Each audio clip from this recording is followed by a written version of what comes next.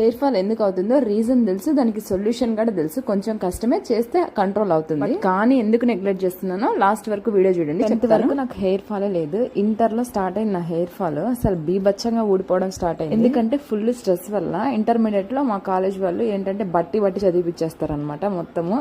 అట్లా చదవడం వల్ల నాకు హెయిర్ ఫాల్ ఎక్కువ అయిపోయింది. అప్పుడు స్మార్ట్ ఫోన్ ఏం లేదు. 2015 లో నేను ఇంటర్మీడియట్. ఇంకా మా అమ్మ అన్ని పెట్టింది నా తలకి, మందారం ఆకు, బెల్లం నీళ్లు అన్ని ఏదంటే అది పెట్టింది. అయినా అస్సలు ఫాల్ ఆగలేదు. ఫైనల్ గా మా డాడీ డాక్టర్ దగ్గర తీసుకొని వెళ్ళాడు. ఎందుకు హెయిర్ ఫాల్ అవుతుందో దానికి రీజన్ ఏం చెప్పలేదు, రీజన్ ఏం తెలుసుకోలేదు. మేడం హెయిర్ ఫాల్ అనగానే ఐరన్ టాబ్లెట్స్, మల్టీవిటమిన్ టాబ్లెట్స్ 900 ఒక్క షాంపూ, నాది షాంపూ బాటిల్, స్ప్రే బాటిల్ అన్ని రాపిచ్చింది. స్ప్రే బాటిల్ అయితే 1200 3 months వస్తుంది. అట్లా 1 year వరకు వాడాను. హెయిర్ ఫాల్ ఆగి అన్ని ఆపేశాను. ఇంకా మళ్ళా హెయిర్ ఫాల్ స్టార్ట్ అయింది. నా లైఫ్ జర్నీలో నాకు అర్థమైంది ఇప్పుడు ఏదో విటమిన్ డెఫిషియన్సీ వల్ల కొంచెం హెయిర్ ఫాల్ అయిందంటే అయ్యో హెయిర్ ఫాల్ అవుతుందా అని స్ట్రెస్ తీసుకుంటాం. స్ట్రెస్ వల్ల ఇంకా హెయిర్ ఫాల్ అవుతుంది. మనకి హెయిర్ ఫాల్ అవుతుందంటే స్ట్రెస్ తగ్గించుకోవాలి. హెయిర్ ఫాల్ అనేది 50% ఫుడ్, 30% స్కాల్ప్ హెల్త్, 20% స్ట్రెస్ మీద ఆధారపడి ఉంటుంది. ఇవన్నీ రైట్ చేసుకున్నారంటే 100% హెయిర్ ఫాల్ అవ్వదు. లాంగ్ వీడియో కావాలంటే అడగండి, చేస్తాను. నా హెయిర్ ఫాల్ కంట్రోల్ చేసుకోవడానికి, నాకు నేను టేక్ కేర్ చేసుకోవడానికి నాకు టైం లేదు. ఒక రీజన్ అయితే, ఇంకో రీజన్ నాకు few months లో నాకు గుండె అవుతుంది.